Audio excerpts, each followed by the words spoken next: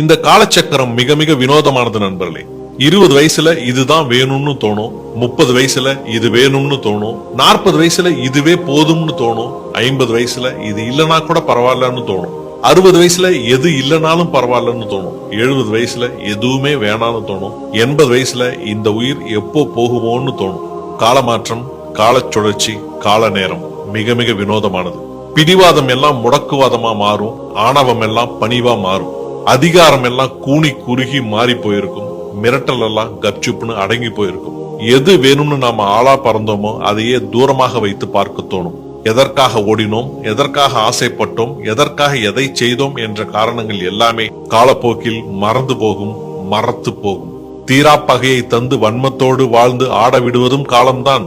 அதன் பின் ஆட்டத்தை அடக்கி மறதியை கொடுத்து ஓரமாய் நம்மை உட்கார வைப்பதும் அதே காலம்தான்.